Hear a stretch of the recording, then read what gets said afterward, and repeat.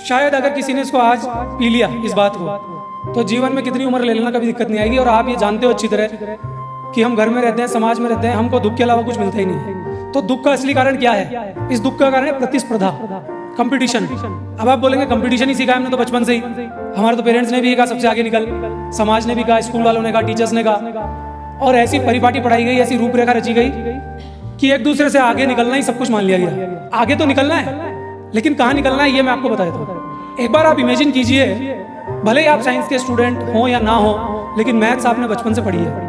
आप मल्टीप्लाई जानते ही हैं, ये ऐड से भी ज्यादा स्ट्रांग होता है। ऐड में चीज बढ़ती तो है, लेकिन मल्टीप्लाई में बहुत तेजी के साथ बढ़ती है। तो हमारी जो पॉपुलेशन है, जनसंख्या है, वो मल्टीप्लाई होती चली आ रही है, और हर वर्ष, हर महीने, हर पल इतनी ज्यादा हो चुकी है कि इसकी कोई लिमिट ही नहीं है। तो अगर जनसंख्या आज मल्टीप्लाई होकर यहाँ तक हो गई, तो ये कॉमन सेंस है, इसमें कोई बहुत बड़ा दिमाग लगाने की आवश्यकता नहीं है कि ये कल कम भी थी। तो आप मेरे को बताइए कि जब ये सृष्टि शुरुआती स्थिति में होगी, तो इसमें कंपटीशन किसका किससे होगा? तो प्रकृति ने तो बताया ही नहीं कंपटीशन करना। ये आपको बता किसने दिया? ये चिढ़ की भावना क्यों आ रही है आपके दिमाग में? अगर पृथ्वी पे एक कपल नहीं हो, 10-12 कपल हो और बढ़ बढ़ के और हो रहे हैं, तो वो इतनी दूर रहते थे, किसी को किसी का पता ही नहीं था, क्योंकि पहिया तो था ही नहीं। पहिए पे बैठ के तो जाएंगे एक दूसरे की जगह। तो जब एक दूसरे को देख ही नहीं पा रहे, तो आखिर कंपटीशन किसका किससे है? तो कंपटीशन है ही नहीं कभी भी। ये आपको बताया किसने? अब कंपटीशन करना किससे है ये मैं बता देता हूँ। कंपटीशन करना है अपनी स्थिति से। अपनी स्थिति पहले क्या थी, आज क्या है, हमारा हमसे विकास। तो प्रतिस्पर्धा निरंतर अपनी स्थिति को और बेहतर करने के लिए होनी चाहिए, अंदर की स्थिति को और तगड़ी बनाने की होनी चाहिए। और इसी का उदाहरण है कि सेल्फ स्टडी कर करके बच्चा जो वो मेरे पास आता है 10th में, वो अलग होता है, 10th से 12th में अलग होता है, और 12th पास आउट जब करता है वो अलग होता है। और जो भी बच्चे यहाँ पुरस्कृत होंगे या हो रहे हैं, वो ये जानते भी हैं, भले ही वो यहाँ ना कहें, लेकिन वो जानते हैं कि वो क्या थे, क्या बने। केवल पढ़ाई के क्षेत्र में नहीं, हर क्षेत्र में किसी ना किसी का ईगो तो टकरा रहा होगा ना। कोचिंग सेंटर वाला कैसे बोल दे कि सेल्फ स्टडी अच्छी चीज है, उसका अस्तित्व खत्म हो जाता है। एक प्रतिष्ठित टीचर कैसे बोल दे कि सेल्फ स्टडी बड़ी चीज है, उसका अस्तित्व हट जाता है। एक स्कूल संचालक कैसे बोल दे सेल्फ स्टडी कर लो, उसकी रोटी चली जाती है, उसका महल, उसका मकान चला जाता है, उसकी घर की गाड़ी चली जाती है। कैसे बोल दे?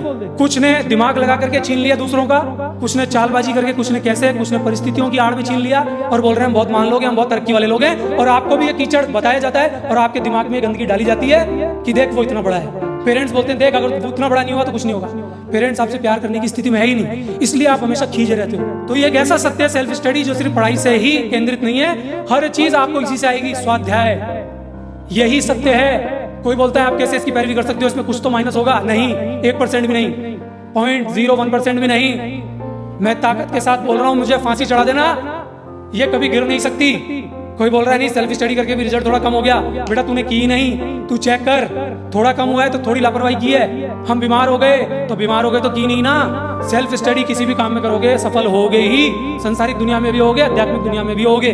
कोई बोले चिकित्सा, शरीर सही करने के लिए कोई चिकित्सा बताओ, वो सत्य है क्या? मैं नहीं बता सकता। चिकित्सा कभी भी संपूर्ण नहीं हो सकती, क्योंकि उसका रिलेशन शरीर से है और शरीर जाएगा। लेकिन स्वाध्याय का रिलेशन शरीर से नहीं है, वो अंतरात्मा से है, अंदर से है, गलत हो ही नहीं सकती। 0.01% भी नहीं। आप अभी भी बाहर जाके कोई कोचिंग और ट्यूशंस के गल्ले भरोगे, इस एरिया के लोग मेरी शक्ल पसंद नहीं करते, इस एरिया के टीचर्स मेरी शक्ल नहीं पसंद करते, इस एरिया के बच्चे शक्ल पसंद नहीं करते। हो सकता है मेरे साथ जुड़े हुए लोग भी सिर्फ झूठ बोलते हो, शक्ल पसंद नहीं करते हो, सिर्फ इसलिए क्योंकि मैं सच पे खड़ा हूँ। भले ही गुंडे भेजो, भले ही मारो, कुछ भी करो, मैं नहीं टस से मस होऊंगा। मत मानो, अपना ईगो बीच में लिया हो। यहाँ टीचर्स बैठे हैं, उनके बच्चे हैं, वो भी अपने बच्चों का अच्छा नहीं चाहते, उनको सिखाते नहीं सेल्फ स्टडी क्या होती है। ये स्कूल अच्छा, स्कूल कोई स्कूल अच्छा होता है, कोई टीचर अच्छा होता है? टीचर मत बनिए, गुरु बनिए।